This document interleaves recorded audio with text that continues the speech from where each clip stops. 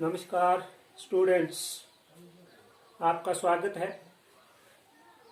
Students, आज का topic शुरू करने से पहले मैं आपको आज एक नसीहत करूंगा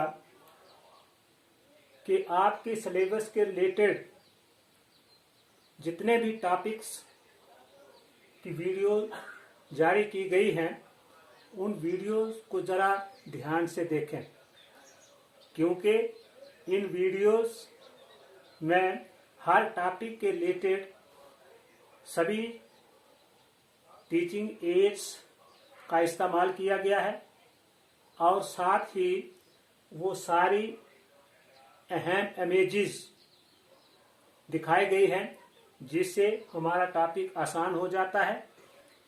सारी बातें हम अच्छे तरीके से लर्न कर सकते हैं, अंडरस्टैंड कर सकते हैं। तो हमारा आज का टॉपिक है jute. Jute is the second important fever crop. कि जूट जिसे हम पटसन कहते हैं, चीपेस्ट इंडस्ट्रियल फीवर होता है रेशा, है ना। तो इंडस्ट्रियल फीवर है ये, मतलब ऑल टाइप्स ऑफ जो इंडस्ट्रीज हैं उनमें जूट से बने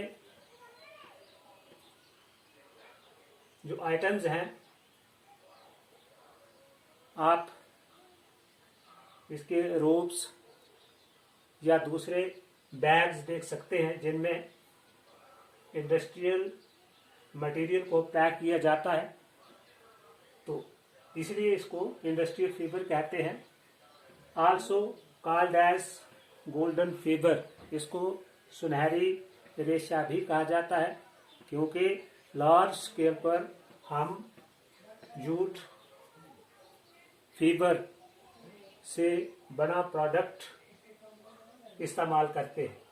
तो jute is use for making carpets, चटाइयाँ बनती हैं, रोब्स, कवर्स एंड लिनोलियम, फर्श पर बिछाए जाने वाले जो मैट्स हैं, है ना, वो भी जूट से ही बनते हैं। Jute is use for packing many agricultural commodities.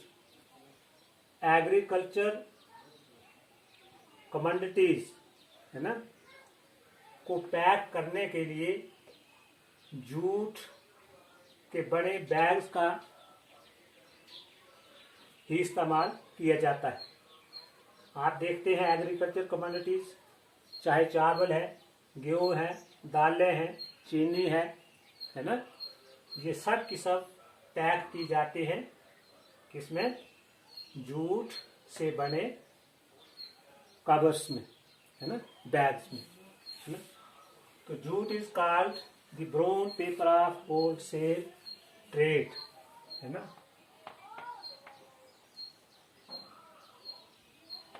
Wholesale trade इसको ब्राउन पेपर भी कहा जाता है। तो ब्राउन पेपर आप जानते हैं, है ना, ये गत्ते वगैरह जो बनते हैं या पैकिंग मटेरियल जो पैक किया जाता है जिसमें, तो पैकिंग के लिए जो कागज होते हैं, है ना, वो भी एक किस्म का कागज से बने होते हैं और वो कागज बनता है जूट से। इसलिए जूट को क्या कहते हैं? ब्राउन पेपर कहा जाता है of wholesale trade. Jute fever has softness, इसके रेशे जैसे आप ये इमेजेस में देख सकते हैं, इसके जो रेशे हैं जूट के, ये लंबे लंबे, है ना। जूट एक संस्कृत वर्ड से शायद से दिया गया है। जूट जटा, है ना, जो जटाएं होती हैं लंबी लंबी, जो लंबे लंबे बालों की मानंद, है ना, इसके रेशे होते हैं। तो ये आप देख सकते हैं, ये रेशे जूट के सॉफ्टनेस, है ना, मुलायम होते हैं, नरम होते हैं, मजबूत भी होते हैं और उनकी लेंथ भी होती है, काफी लंबे होते हैं। ऐसा ये देखने में है कि 3 to 4 फीट या 6 to 10 फीट तक इसकी लेंथ होती है ना। तो ये इसकी करेक्टरिस्टिक्स है ना, इसकी वजह से ये इंडस्ट्रियल फाइबर इसको कहते हैं, गोल्डन फाइबर कहते हैं, ब्राउन पेपर ऑफ होलसेल इसको कहा जाता है ना। तो आइए बात करें कौन कौन से ऐसे हालात हैं जो इसकी ग्रोथ के लिए फायदेमंद है। तो ये एसेंशियल कंडीशंस हैं for its growth. Plant is of hot wet tropical area. तो ये हॉट वेट गर्म है ना, और वेट एरिया की ये क्रॉप है ना। टेम्परेचर अगर देखें, requires uniformly high temperature 27 degree Celsius and above. 27 degree Celsius से या उससे ऊपर का टेम्परेचर इसके लिए इसकी ग्रोथ के लिए जरूरी है। Rainfall requires well distributed heavy rainfall. Rainfall चाहिए 150 सेंटीमीटर है ना। तो ऐसे इलाके जहाँ पे काफी बारिश होती है, गर्मी भी अच्छी होती है ना, यानी कि क्लाइमेट हॉट एंड वेट होता है, वहाँ पर जूट ग्रोज बेस्ट है ना। साइल की बात करें, grown on flood plains and deltas ना। फ्लड प्लेन्स है, डेल्टाज ऐसे प्लेन्स, ऐसे मैदान जहाँ पे कंटिन्यू ऐसे फ्लड आते रहते हों, और डेल्टाज वगैरह जो है, जैसे आप जानते हैं ये डेल्टाज हमारी जो रिवर्स हैं, ईस्ट फ्लोइंग रिवर्स है ना, महानदी है, कृष्णा है, गोदावरी है ना। तो all these rivers flows toward east. और ये जब ये बे ऑफ बंगाल में गिरती हैं ये सारी नदियां, तो वहाँ पर ये डेल्टाज बनाती है ना। तो वो डेल्टाज जो है काफ़ी फर्टाइल होते हैं, और उन डेल्टाज में मिट्टी होती है, एलुवियम टाइप ऑफ साइल वहाँ होती है ना। तो ऐसी जगहों पे ये एलुवियम साइल होती है। तो इसी मिट्टी में जूट की कल्टीवेशन अच्छी होती है, अच्छी पैदावार इसकी होती है। क्लीन वाटर इसके लिए जरूरी है। Needs ample supply of clean water for washing. जैसे ये तस्वीरों में आप देख सकते हैं कि जब ये प्लांट तैयार हो जाता है ना, हार्वेस्ट सीजन इसका आता है, हार्वेस्ट करके इसकी कटाई हो जाती है, तो इसके रेशे निकाले जाते हैं है ना, मतलब पील ऑफ किया जाता है, इसका जो छिलका है ना, स्टेम से उसको अलग किया जाता है, जैसे ये तस्वीर में दिखाया गया है। तो उस छिलके को, उन रेशों को अलग करके फिर उनको साफ करने के लिए काफी पानी की जरूरत होती है ना। खुला पानी चाहिए और साफ पानी चाहिए, ताकि ये जो रेशे हैं उनको अच्छी तरह से साफ किया जा सके, एज शोन इन इमेजेस, ये इसमें दिखाया गया है। अब एरियाज की बात कर लेते हैं। Area of production, West Bengal है ना, जो हमारी स्टेट है, is the largest jute producing state in India. Hindustan में सबसे ज्यादा जूट प्रोड्यूस करने वाली स्टेट है वेस्ट बंगाल।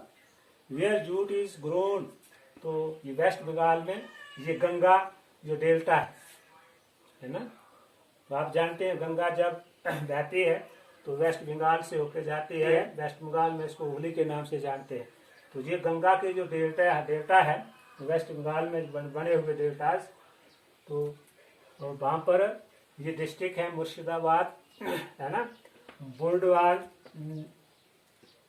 बुर्दवान और ये न्यात और हुगली के जो जिले हैं वेस्ट बंगाल के है ना, वहाँ पे जूट ग्रोस बेस्ट। तो असम है ना, अगर ईस्ट की हम बात करें, हमारी जो ईस्ट स्टेट है, ब्रह्मपुत्रा वैली है ना, दरिया ब्रह्मपुत्र असम से होकर रहता है। तो ब्रह्मपुत्र और उसके आसपास का जो इलाका है, डिस्ट्रिक्ट ऑफ ग्वालियर, कामरूप और तेजपुर, ये सारे डिस्ट्रिक्ट्स दरिया ब्रह्मपुत्र के किनारे किनारे हैं। तो वहीं पे जूट की कल्टीवेशन होती है, क्योंकि वहाँ की मिट्टी कैसी है, काफ़ी फर्टाइल है है ना, एलुवियल सॉइल जो टाइप ऑफ सॉइल पाई जाती है। यूपी में भी है ना, ये गोरखपुर एंड बरेली डिस्ट्रिक्ट जो है, इन डिस्ट्रिक्ट में भी जूट की कल्टीवेशन होती है। डेल्टाज ऑफ महानदी, जैसे मैंने आपको पहले बताया है ना, ये महानदी गोदावरी, कृष्णा है ना, these are the east flowing rivers है ना, ये ईस्ट की ओर बहती हैं and falls in the Bay of Bengal में जो गिरती हैं तो समुद्र के नज़दीक वहाँ बे ऑफ बंगाल है ना, जैसे महानदी ये उड़ीसा से होके बहती है, तो उड़ीसा में जब जिस बे ऑफ बंगाल में मिलती है तो वहाँ इसका ये डेल्टा बनाती है और उन डेल्टास पर जूट प्रोड्यूस दी बेस्ट। अब गोदावरी है, गोदावरी कृष्णा है ना, तो इनके जो डेल्टाज हैं वहाँ पे भी जूट की कल्टीवेशन होती है। उड़ीसा की बात करें, पुरी एंड बिलासपुर डिस्ट्रिक्ट, ये उड़ीसा से होके बहता है ये महानदी, तो वहाँ जिसके जो डेल्टाज बनाए हुए हैं उन डेल्टा पर जूट की काशित होती है।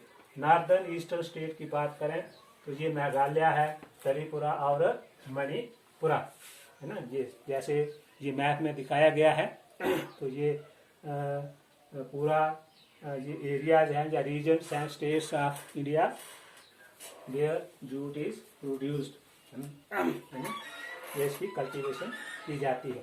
तो इंडिया अगर रैंक की बात करें तो India is the largest jute producing country है ना, इन द वर्ल्ड, दुनिया में हिंदुस्तान पहले नंबर पर है, लार्जेस्ट सबसे ज्यादा जूट प्रोड्यूस करने वाला है कंट्री है ना। तो पार्टीशन के बाद जब हमारा देश का विभाजन हुआ 1947 में, तो जो जूट प्रोड्यूसिंग लार्जेस्ट एरिया है वो चला गया पाकिस्तान में, ईस्ट पाकिस्तान जिसको कहते हैं, जो आजकल बांग्लादेश एक हमारा नेबर कंट्री है। तो ये 75% जूट जो है वो बांग्लादेश में प्रोड्यूस होता है, जो 47 से पहले हमारे हिंदुस्तान का हिस्सा था, भारतवर्ष का हिस्सा था।